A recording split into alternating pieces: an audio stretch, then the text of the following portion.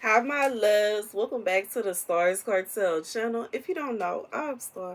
But you know what? I'm just going to let it. The message I heard is pay attention to love, understanding, and love, hate. The scripture comes from 2 Maccabees 3:33.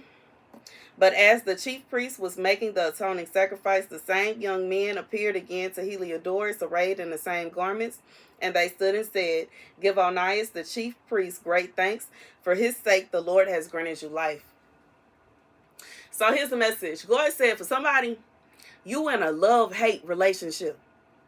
And you may not have been able to understand or come to a realization that it was a love-hate relationship. But God has sent you somebody where it's not a love-hate relationship. It's a love-understanding relationship. And it's a difference. And I feel like God said he wants you to learn the difference. Because there is a such thing as love-hate. There are people that are literally sleeping with the enemy. They are literally laying down with somebody that hates them with a passion. God said he wants you to be with somebody. When you get connected to somebody, he wants you to be connected to somebody that loves you to such an extent that they understand you. Not somebody that loves you and then they start to realize certain things about you. You know, sometimes when somebody loves you, it's like love at first sight. It can be dangerous. And it can be dangerous because a lot of times when people fall in love with somebody at first sight, they assume that they have a certain kind of personality. They assume that they will act a certain way. They assume that they are perfect. And then once that person starts to reveal some of their flaws, once that person starts to notice their flaws, now all of a sudden the person that they once saw as this perfect person is not perfect anymore. And they will begin to have hate in their heart towards that person because they assume that this person was perfect. And now that this person is not perfect, and now that they realize this person has some things that are not all the way right with them, and now they realize that this person, maybe they smack when they eat sometimes. Maybe, you know what I'm saying, they eat enchiladas or nachos, some of the cheese starts sliding down their face and they got to hurry up and try to grab the napkin, you know what I'm saying, cover it up. Maybe it's a situation where, you know what I'm saying, like me, I have a twisted tongue, and sometimes when I sip from a glass, when I'm trying to drink fast, I can make a slurping sound. That can be annoying to some people. And it's like there's some things when you first look at somebody, you know what I'm saying, even if it's a situation like my accent, you know what I'm saying, it could be somebody, they look at me and they think, oh, I bet she's this and I bet she's that. Then I start talking, they be like, whoa. God said he gonna send you somebody that's gonna love you and have understanding, because they will have understanding that you are flawed. They will have understanding that you are not perfect. They will have understanding to a sense to where they love the wonderful things about you and they love your flaws. And you know, it's not good to be with somebody that hates you, because they love the things that they love about you, which typically will be the way that you look, the way that you appear, how you dress, and how you make them feel when y'all are with each other, when y'all are out together, when y'all are doing things. But they don't love your flaws. They hate your flaws. And they hate your flaws to such an extent because they don't want you to have those flaws. They think that you know, it could get to a situation where somebody will literally want to take you up out of here because they thought you were perfect and they don't want to be wrong. So it's much better to be with somebody, even if it's a situation where they don't want to be wrong. They have an understanding. As wonderful as you are also flawed, because everybody is flawed. And not one person that walks this earth is perfect. It's much better to be with someone that's like that than to be with somebody that's going to assume that you could never this, that, and the third. And then if you do, it's like, I just feel like it's like that whole world is crashing down. Because how they never imagined that you would do that. They never imagined that you could possibly. And, you know, for somebody, I'm like, for whoever this is for, I'm seeing that this person that you had this love-hate relationship with, they felt like you were perfect for them. And then they saw a flaw in you. And once they saw that flaw in you, it shook them up to such an extent that they decided to be with somebody that they know is not in any shape, form, or fashion even close to perfect to them. But they know they don't see that person the way they see you, and they can be comfortable with that person making mistakes. They can be okay with that person messing up this, that, and the third. And it's like it's easier for them.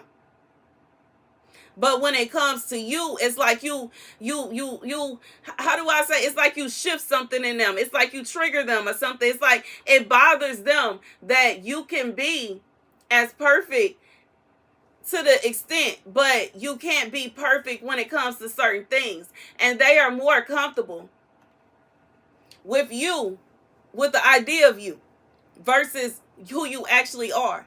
And that's really sad. And I have, heard people talk about that, pretty girl problems or handsome man problems. It can get down to a fact where, most people will be like, you shouldn't have no problems. Everything should be perfect for you. Well, it's perfect until, you end up with someone that they look at you and they assume because you look a certain way that you act a certain way. And when you don't act that way, they get turned off from that. I remember I used to have friends.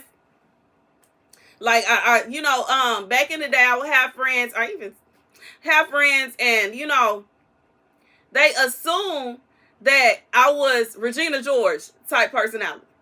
And when I started talking about things that Regina George wouldn't talk about, they would look at me like it was weird, it was odd, and it was strange. Because it's always assumed that I wouldn't know things that I know. It's assumed that I would have no interest in, like, what would they call back in the day? A lot of these things that came true. Conspiracy theory. Thank you, Holy Spirit. I used to have interest in conspiracy theories. Like 10 years ago, 15 years ago, I used to love watching conspiracy theory videos. And I used to want to talk about it. I only had one friend, okay, that I could actually talk about these things with that wasn't going to judge me. We both would actively sit there and talk about this stuff. But anybody else would look at me like I was weird. They weren't expecting that to come out of my mouth. They weren't expecting me to know these things. They weren't expecting me to have any sort of interest in these things, because they would assume by how I look that the only thing I had interest in were superficial things like the models and the fashion and the makeup and the jewelry and cars and clothes and things like that. And it's like, I like that stuff too, don't get it twisted, but I'm deeper than that. And sometimes when you have deeper things going on, when you are not exactly what somebody expects you to be, it creates a flaw. And when it creates that flaw, sometimes they don't have any understanding. They can't understand you anymore. They don't get you anymore. They don't want to get you anymore. You're messing up the reality of who they thought you were. You're messing up the reality of who they assumed you to be. You're messing up it's like their perception of you has been shattered. God said he's going to send you someone that's going to love you and have understanding of you. Not just love you, but they're going to have understanding of you. And it's going to hit different. And that's just what it is. And God said for somebody, the Lord has granted you life. You have to understand, when you dealing with somebody that love you, but they love you because they think that you're perfect and they expect you to be perfect. And if there's any flaw about you, any flaw that happens, they ready to take you up out of here. That's not good. I'm thinking about in the show The King of the Hill. It's an old show, y'all. Don't judge me. But I love it. You know what I'm saying? It's about Texas. But anyways, it's about Arlington, Texas. But anywho, there's an episode where the niece, okay, was that Pamper? I forgot. No, I don't think it was Pamper. I forgot her name. Which I feel bad about because the actress that played her passed on. Okay, my condolences to her. But anywho, in this episode, she was dating this guy. And the guy that she was dating was like a a farmer and he farmed pigs. He had pork. He was a pork guy, basically. Big shot. Big old mansion. He got a big old homestead. He had it going on. But he was crazy. And when he saw her, it's like he loved her, but he loved the idea of her, not her. He loved the idea of who he wanted her to be. And she had to dress a certain way. And she had to talk a certain way. And she couldn't do certain things. And it was like he was crazy. God said when it come down to it, you know what I'm saying? Sometimes even if it hurts, that person that you had that love-hate relationship with, they chose somebody else. In reality, it is better for them to be with somebody else, because I just feel like this somebody, if you was to just accidentally scrape your shoe on something and your shoe would be flawed, they would all of a sudden have a turn off of you. And it could be a situation, this could be somebody, the person they went to is a hot mess, a nightmare. They always look sloppy. They always look jacked up. They always doing something that don't make sense. They always got their hand out. They always, like, it could be that kind of vibe. But they accept that from that person because they don't see them as perfect. They already, as soon as they got with them, they already knew that person was flawed. And they would prefer to be with somebody that they expect them to be flawed than to be with somebody where they expect them to be perfect and they not. And I know the psyche is like, what? That's what it is. God said you need to be with somebody that they love you, but they understand you. They love you, but they get you. That's the message. Okay, it's the message. That's the message. That's the message. Thank you guys for watching. Be sure to like, share, and subscribe.